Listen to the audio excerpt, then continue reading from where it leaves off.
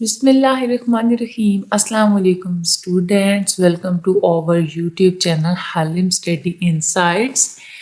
Lesson number 33 आज हम लोग करेंगे और आज हम लोग काफ़ी अरसे के बाद दोबारा से मिल रहे हैं। काफ़ी लंबा पीरियड था कि मैं रिकॉर्डिंग्स नहीं कर पाई थी।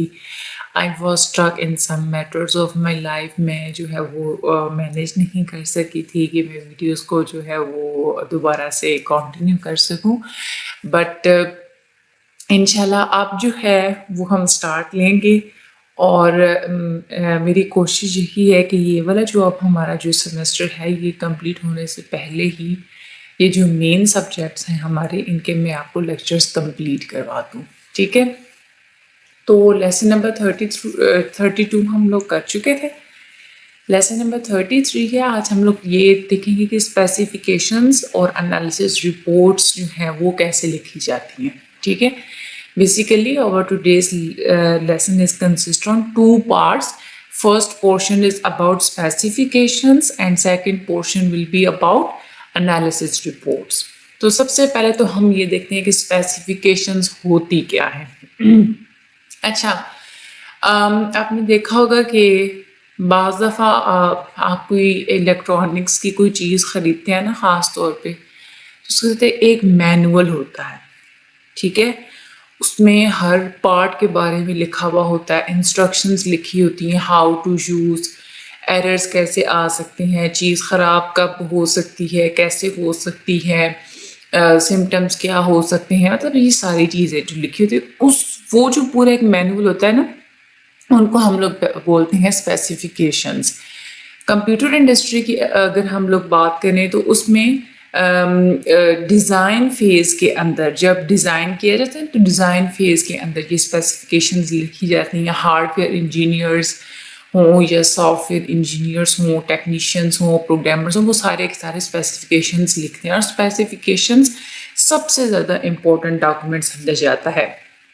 सिचुएशन ज़्यादा ख़राब हो सकती है जब आपने स्पेसिफिकेशंस को बहुत अगर बुरा लिखा हो तो ज़ाहिर है तो कि जो सिचुएशन है वो ख़राब हो सकती है, क्योंकि आप देखिए ना मैनुअल के अंदर आप सारी प्रॉब्लम्स उनके सॉल्यूशंस वगैरह आप लोग लिख रहे होते हैं। अगर आप लोग प्रॉब्लम्स उनके सॉल्यूशंस ही नहीं ठीक लिखेंगे तो how anybody could deal with that problems. तो स्पेसिफिकेशंस की बात करें तो 4 कैटेगरीज होती हैं। This is very important for your MCQs की स्पेसिफिकेशंस की कितनी कैटेगरीज होती हैं और इन कैटेगरीज के नेम्स भी बहुत इंपॉर्टेंट हैं। सबसे पहले एक होती हैं रिक्वायरमेंट स्पेसिफिकेशंस, नेक्स्ट होने का फंक्शनल स्पेसिफिकेशंस, उसके बाद आ जाती हैं डिज़ाइन स्पेसिफिकेशंस और उसके बाद आ जाती हैं टेस्ट स्पेसिफिकेशंस। अब हम लोग इसको बारी बारी देखते हैं। सबसे पहले हम लोग देखते हैं रिक्वायरमेंट स्पेसिफिकेशंस क्या होती हैं। देखिए, आप मार्केट में जाते हैं, पहले रिसर्च करते हैं कि क्या चीज़ चाहिए क्या चीज़ नहीं चाहिए, वो आती है हमारी रिक्वायरमेंट स्पेसिफिकेशंस के अंदर।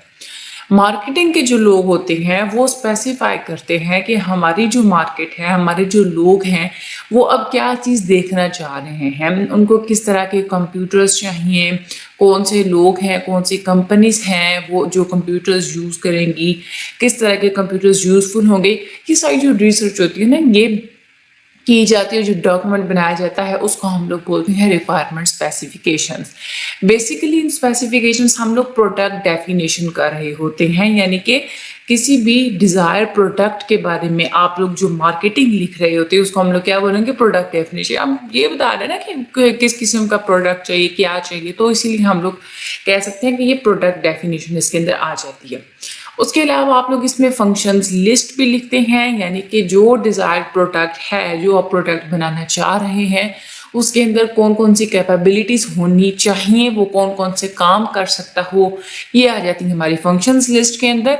और तीसरी चीज़ जो आप रिक्वायरमेंट स्पेसिफिकेशंस के अंदर लिखते हैं वो होती है कॉस्ट, यानी कि जो प्रोडक्ट आप लाना चाह रहे हैं उसकी कॉस्ट कितनी होनी चाहिए, मार्केट प्लेस के अंदर कितनी कॉस्ट होगी तो वो प्रोडक्ट कंपैरेटिव होगा। ठीक है, तो बेसिकली रिक्वायरमेंट स्पेसिफिकेशंस के अंदर हम लोग 3 चीज़ें बताते हैं, product definition, functions list and cost.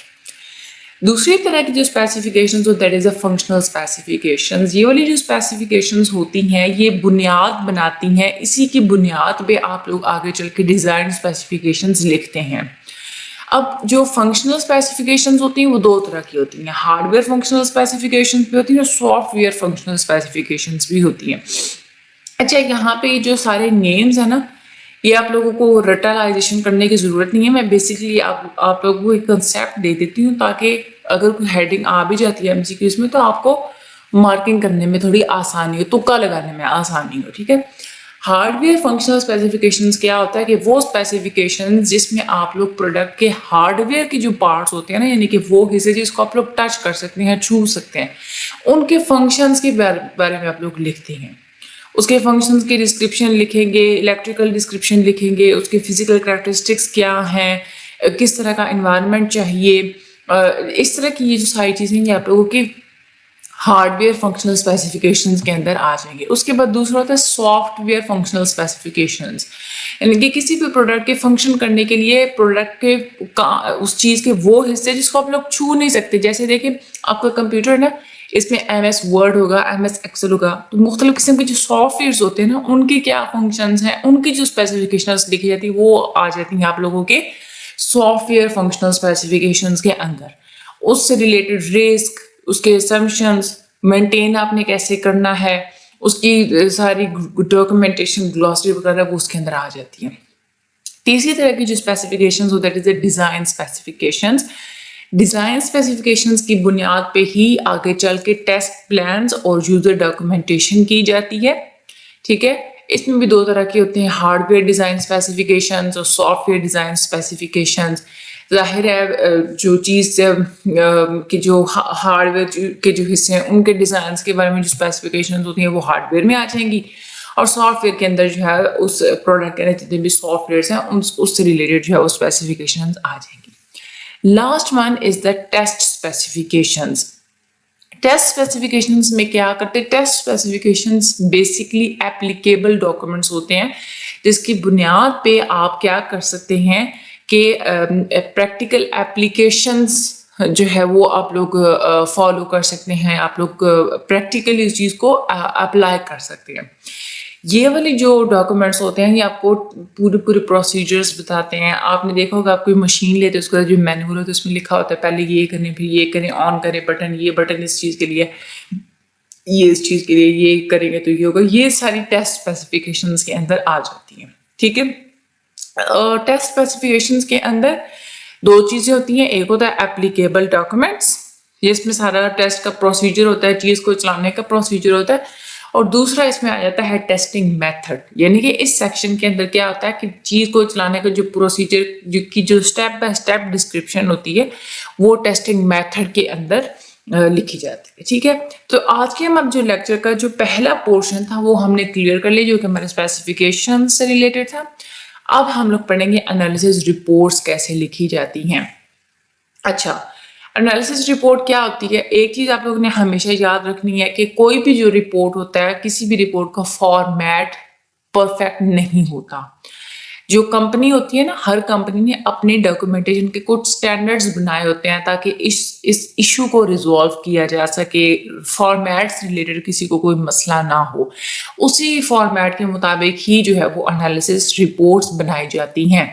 अच्छा, एनालिसिस रिपोर्ट्स में क्या क्या होता है, उसके हिस्से कौन कौन से होते हैं। सबसे पहले आ जाता है एनालिसिस रिपोर्ट अगर आपने लिखनी है ना, सबसे पहले आ जाता है आपका टाइटल पेज। ठीक है, टाइटल पेज आपने कैसे लिखना होता है, आप लोगों ने पूरी की पूरी रिपोर्ट का एक विजुअल ऑर्डर, यूं समझ लें कि एक नक्शा आपने अपने माइंड में रख के टाइटल पेज बनाना होता है। आपका टाइटल पेज जो है दाएं से बाएं, ऊपर से नीचे बिल्कुल बैलेंस होना चाहिए, और इसमें रिपोर्ट का जो कंटेक्स्ट है वो, और रिपोर्ट किस चीज के बारे में है, आपका टाइटल पेज ये बताता हो। ठीक है, टाइटल पेज को देख के बंदे को अंदाजा हो कि ये रिपोर्ट किस चीज के बारे में है। अगली चीज जो आ जाती है आप लोगों के एनालिसिस रिपोर्ट के अंदर, वो आ जाते हैं एब्स्ट्रैक्ट्स। एब्स्ट्रैक्ट्स क्या होते हैं कि पूरी की पूरी रिपोर्ट की एक बिल्कुल ही कंडेंस सी छोटी सी जो समरी होती है जिसमें आप लोग मेन मेन इश्यूज के ऊपर फोकस करते हैं, यानी कि आपने क्या किया, कहाँ से ढूंढा, कि किस चीज की क्या इंपॉर्टेंस है, बिल्कुल ही छोटी सी जो एक समरी होती है उसको आप लोग बोलते हैं एब्स्ट्रैक्ट्स। ठीक है, बहुत सारी जो कंपनीज होती हैं वो क्या करती हैं, उनका यही प्रोसीजर होता है कि वो एनालिसिस रिपोर्ट के अंदर से सिर्फ एक्सट्रैक्ट ले लेती हैं, उसकी बहुत सारी कॉपीज बना लेती हैं और अपने पढ़ने वालों तक सिर्फ वो कॉपीज जो है ना एब्स्ट्रैक्ट की सिर्फ कॉपीज भिजवा दी जाती हैं। इससे क्या होता है कि रीडर देख लेते हैं एक दफ़ा वो एब्स्ट्रैक्ट को पढ़ के, तो वो खुद ही अंदाज़ा लगा लेते हैं कि मुझे अब पूरी रिपोर्ट मंगवा के पढ़ने की ज़रूरत है या नहीं है। ठीक है, तीसरी जो चीज़ आ जाती है that is the table of contents. Table of contents में क्या होता है कि पूरी की पूरी एनालिसिस रिपोर्ट का एक आउटलाइन दिया होता है। आपको पता है ना टेबल ऑफ कंटेंट्स क्या होता है? आप बुक खोलते हैं, बुक के शुरू में जो पेजेस होते हैं, लेसन नंबर, लेसन के नेम और आगे पेज नंबर, वो टेबल ऑफ कंटेंट्स होता है। ठीक है, तो एनालिसिस रिपोर्ट का पूरा जो आप आउटलाइन देते हैं वो टेबल ऑफ कंटेंट्स होता है।